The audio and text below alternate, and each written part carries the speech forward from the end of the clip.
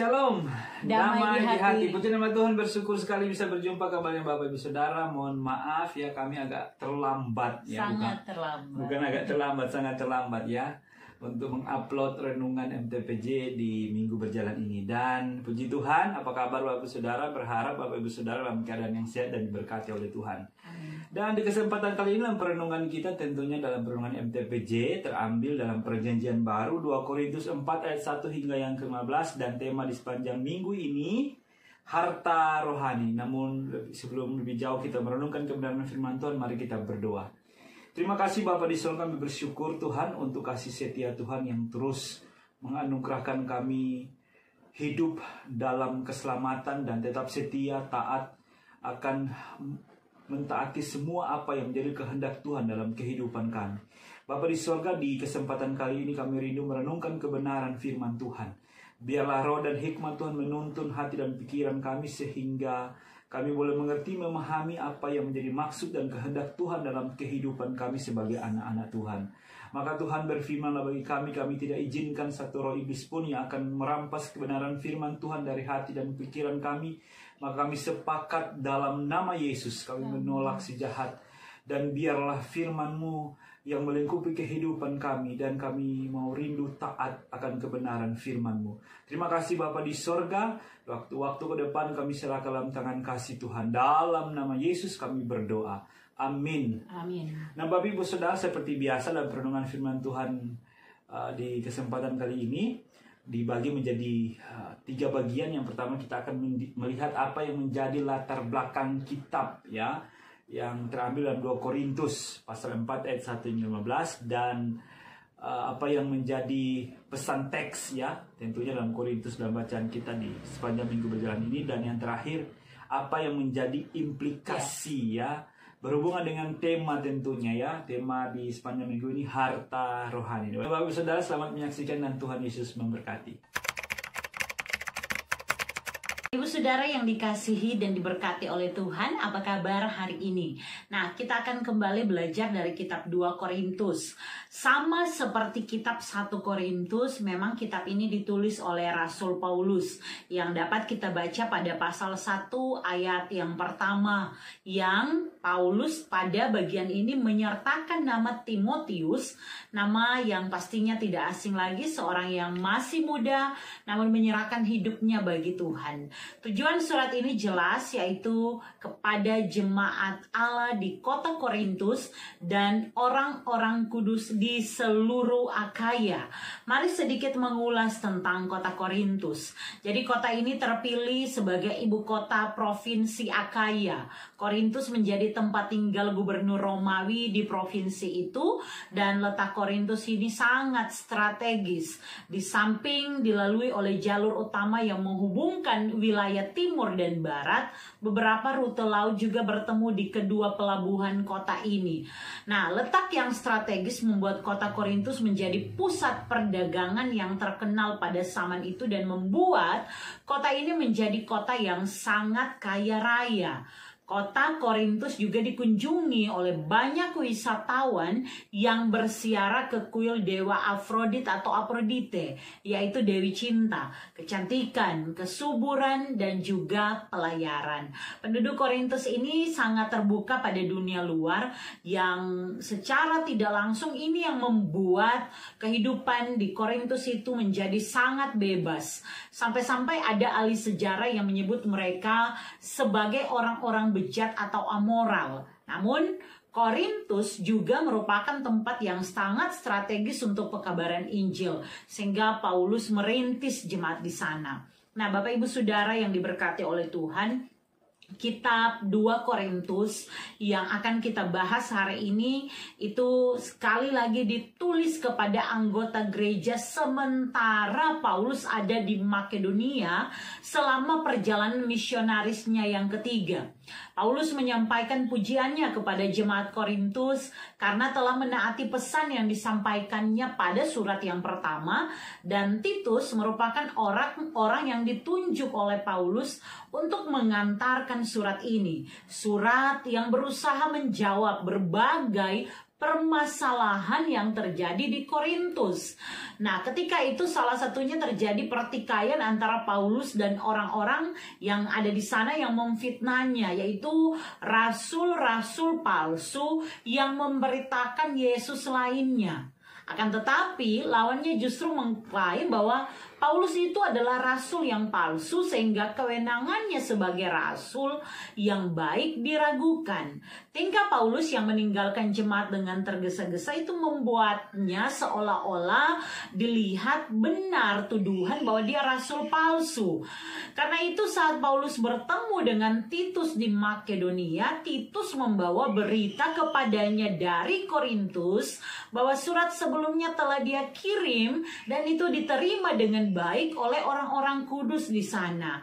Gereja di Korintus sedang mengalami kemajuan. Tapi Paulus juga mendengar mengenai para guru palsu yang merusak ajaran-ajaran murni tentang Kristus. Tantangan terberat datang dari kelompok Gnostik dan kelompok lainnya yang menentang aturan dalam gereja. Maka Paulus menulis surat ini. Titus yang sudah datang itu diutus kembali ke Korintus untuk mengantarkan surat bagi jemaat di Korintus. Dalam surat ini Rasul Paulus lebih banyak mengungkapkan perasaan, keinginan dan harapannya, dan jika dibandingkan dengan surat-surat lainnya, di sini Paulus menegaskan mengenai pengajarannya tentang siapa Yesus Kristus yang dengan kasih-Nya telah menganugerahkan keselamatan kepada manusia dan memakai manusia dalam kerja pelayanan bagi Injil-Nya. Sehingga selain hal tersebut, surat 2 Korintus ini dimaksudkan sebagai pendahuluan bagi rencana kunjungan Rasul Paulus yang ketiga ke kota Korintus, dan sementara itu juga mewujudkan ide dari Paulus untuk membantu orang-orang percaya di Yerusalem. Bapak Ibu Saudara yang diberkati oleh Tuhan, saat kita membaca 2 Korintus pasal 4 ayat 1 sampai 15 yang kalau kita lihat Lembaga Alkitab Indonesia memberi judul Harta Rohani dalam Bejana Tanah. Di sini kita dapat melihat ada beberapa hal yang mau disampaikan Paulus dalam suratnya, dan saya bersama dengan suami akan menjelaskan bacaan ini melalui beberapa pokok pikiran. Yang pertama ayat 1 sampai yang ke-6 menjelaskan mengenai pelayanan Rasul Paulus. Kemudian ayat 7 sampai 9 mengenai harta rohani, dan ayat 10 sampai 15 mengenai inti kematian dan kehidupan Yesus sebagai inti pengajaran dari Rasul Paulus. Mari kita membahasnya bersama. Kita melihat pertama ayat 1 sampai 6. Kita akan bicara mengenai pelayanan Paulus. Karena kalau bicara pelayanan Paulus, sudah bukan hal asing lagi bagaimana dia dengan berani memberitakan tentang Yesus. Yesus adalah inti dari pemberitaan dan juga kekuatan Paulus, karena tentunya itu yang menjadi dasar bagi Paulus bersemangat dalam pelayanan yang hendak dia lakukan. Begitupun dia dengan berani melakukan pembelaan saat pengejaran tentang Yesus dipermainkan atau dibelokkan. Konteks bacaan hari ini sudah sangat jelas kami bagikan di latar belakang ya. Bapak Ibu bisa putar ke belakang kalau tidak dengar dari awal. Namun di sini kita bisa melihat mulai dari ayat yang pertama. Mari kita baca sama-sama ya. Oleh kemurahan Allah kami telah menerima pelayanan ini. Karena itu kami tidak tawar hati. Nah, Bapak Ibu Saudara yang dikasihi dan diberkati oleh Tuhan, konteks ini sangat berhubungan dengan apa yang dituliskan pada bagian sebelumnya, di mana Paulus mulai dengan pertanyaan. Kalau kita lihat di pasal 3 ayat 1, adakah kami mulai lagi memujikan diri kami? Atau perlukah kami seperti orang-orang lain yang menunjukkan surat perjanjian kepada kamu atau dari kamu?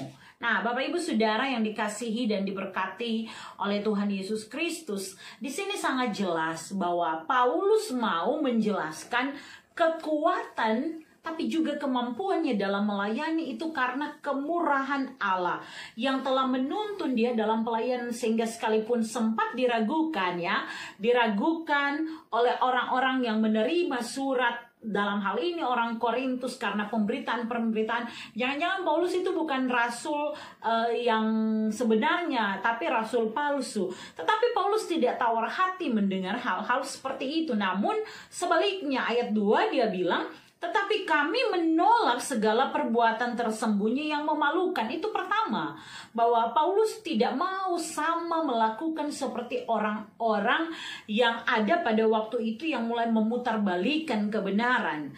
Dia juga mengatakan kami tidak berlaku licik dan tidak memalsukan firman Allah. Dasar kekuatannya firman Allah ya disampaikan dengan apa adanya, bukan seperti orang-orang pada waktu itu yang dengan sengaja memalsukan kebenaran atau firman Allah. Sebaliknya, Paulus mempertegas bahwa kami menyatakan kebenaran dan dengan demikian kami menyerahkan diri kami untuk dipertimbangkan oleh semua orang di hadapan Allah. Bahwa bukan Paulus yang mau bilang bahwa dia paling benar, orang lain salah tentang dia. Bagi Paulus dalam tuntunan Allah, orang-orang yang melihat dia itu kemudian boleh bikin pertimbangan sendiri. Yang betul kelompok Dora atau yang betul saya dan kelompok saya atau kami, yang disebut Paulus di sini ya, sangat jelas sekali.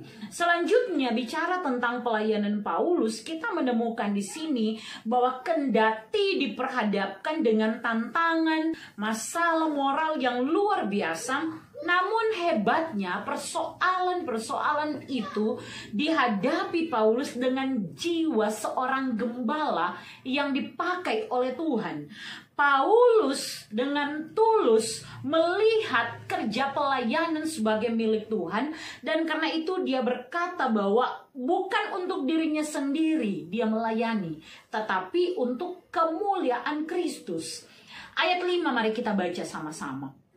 Sebab bukan diri kami yang kami beritakan, tetapi Yesus Kristus sebagai Tuhan, dan diri kami sebagai hamba-Mu karena kehendak Yesus.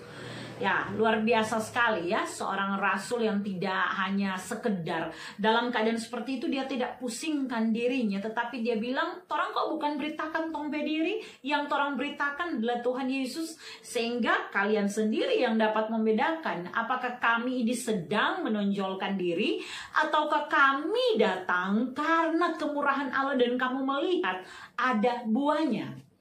Oke, selanjutnya Bapak Ibu Saudara, kita akan melihat bagian yang kedua. Nah, yang kedua ayat 7 sampai 9 di sini kita bicara tentang harta rohani. Nah, Bapak Ibu Saudara, kalau Bapak Ibu Saudara sudah mendengarkan kami di renungan menjawab pertanyaan MTPJ, sebenarnya sudah kami jelaskan ya betapa bagi Paulus harta ini, ayat 7 kita bisa baca. Tetapi harta ini kami punyai dalam bejana tanah liat.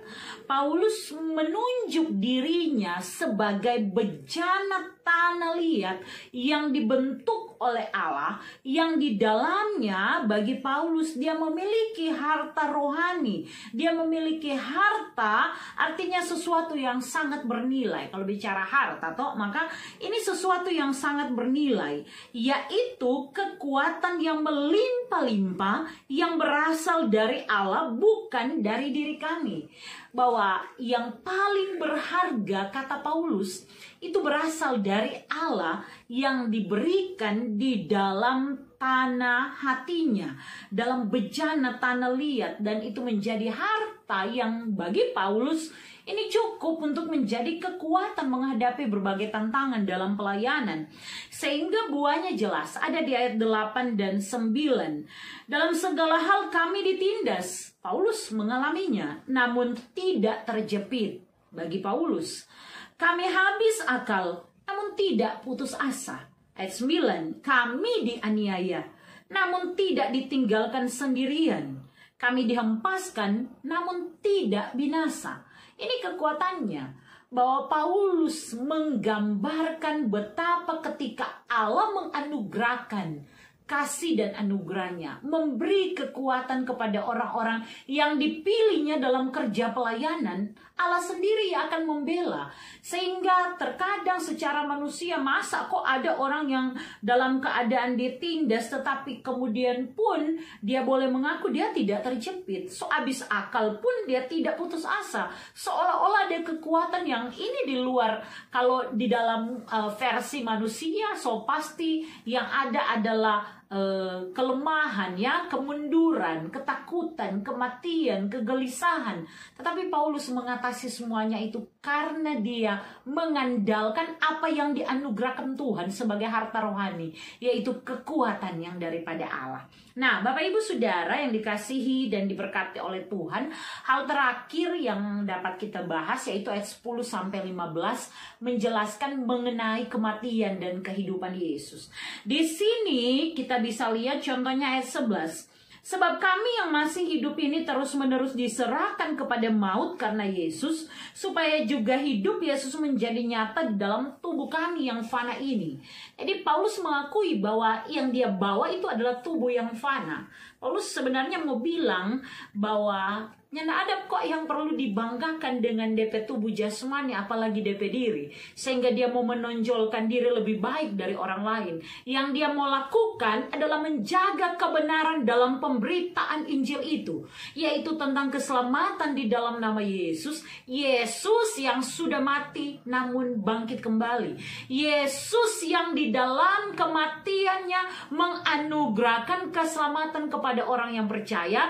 Dan dalam kehidupannya itu menjamin kehidupan kekal bagi yang mengasihi dia, bagi yang percaya kepadanya. Dan ini yang Paulus katakan bahwa di ayat 11 di sini sekali lagi, kami juga terus-menerus diserahkan kepada maut. Jadi dia anggap bahwa memang dia dalam keadaan yang tidak aman dalam pelayanannya, diperhadapkan dengan banyak hal. Namun justru itu menjadi kekuatan dalam pelayanan karena dia tahu ada Tuhan Yesus yang bersama-sama dengan dia. Bahwa tubuh fananya ini hanya menjadi bejana tanah liat yang dipakai Allah, dibentuk Allah, menjadi tempat Allah untuk menunjukkan kasih dan kebaikan Allah juga bagi orang-orang Korintus dan bagi semua orang.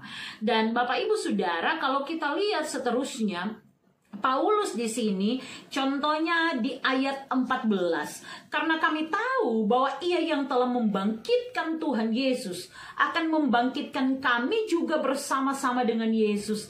Dan ia akan menghadapkan kami bersama-sama dengan kamu kepada dirinya. Lanjut ayat 15. Sebab semuanya itu telah terjadi oleh karena kamu, supaya kasih karunia yang semakin besar berhubung dengan semakin banyaknya orang yang menjadi percaya, menyebabkan semakin melimpahnya ucapan syukur bagi kemuliaan Allah. Tujuan pelayanan Paulus itu memuliakan Allah. Jadi kalau ada orang yang mendengarkan berita Injil, kebenaran Paulus, yang Paulus sampaikan menyangkut kasih kemurahan Allah, Paulus bilang berhubungan dengan pasal sebelumnya, bukan untuk memakan puji, menyombongkan diri, tetapi agar orang-orang hidup untuk mengucap syukur kepada Allah. Bapak Ibu Saudara yang diberkati oleh Tuhan, dari bacaan kita di sepanjang minggu berjalan ini, 2 Korintus pasal 4 ayat 1-15 yang dari tema mingguannya harta rohani. Melalui pembacaan MTPJ, kita itu diperlihatkan dengan 2 hal, yaitu harta yang dari dunia yang kadangkala bagi kita namanya harta, yaitu bicara tentang rumah peninggalan, ataupun emas, perak, permata, berlian, ataupun tanah yang banyak, uang yang banyak.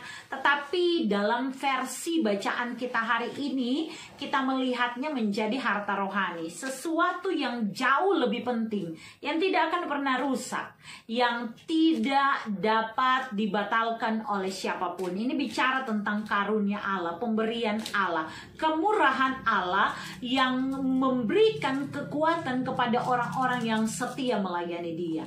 Nah, bacaan ini mau mengingatkan kita semua agar supaya kita punya hati yang mau takut akan Tuhan, sehingga kita yang hidup di tengah dunia yang semakin jahat ini, kita tetap tahu bahwa Kemurahan Allah itu lebih dari cukup dalam hidup kita. Sehingga kita akan selalu dengan hati yang tertuju kepada Tuhan, dimampukan untuk membedakan mau baik yang baik atau yang jahat untuk mengisi kehidupan yang Tuhan berikan. Sekali lagi, kepada setiap orang yang dianugerahkannya iman percaya, dia juga sertai dengan kekuatan dan kemampuan. Itulah harta rohani yang tidak dapat dicuri oleh dunia. Jadi kalau cuma masalah kecil, jangan sampai kong berpikir bodoh dan meninggalkan Tuhan. Karena patorang pediri sendiri Tuhan dah taruh itu kekuatan. Maka namanya manusia selalu akan bertemu dengan yang namanya pergumulan, masalah, tantangan. Tetapi yang membedakan manusia yang percaya kepada Tuhan dan tidak adalah dia melihat jauh ke depan. Di balik pergumulan, di balik tantangannya, dia tahu Tuhan memberi dia kekuatan untuk melewati itu semua dan melihat hari besok yang lebih baik. Nah, Bapak Ibu Saudara yang dikasihi dan diberkati oleh Tuhan, hal berikutnya yang dapat kita baca dari bagian bacaan kita di hari ini adalah saat ini orang tuh berlomba-lomba seakan-akan untuk memiliki harta dunia.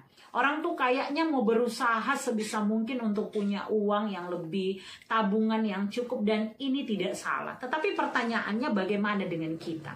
Entahkah sebagai peran kita sebagai orang tua, apakah kita merasa aman, cukup dengan cuma kasih tinggal doi tabungan untuk anak-anak tanpa memberikan pengajaran-pengajaran iman sejak mereka kecil?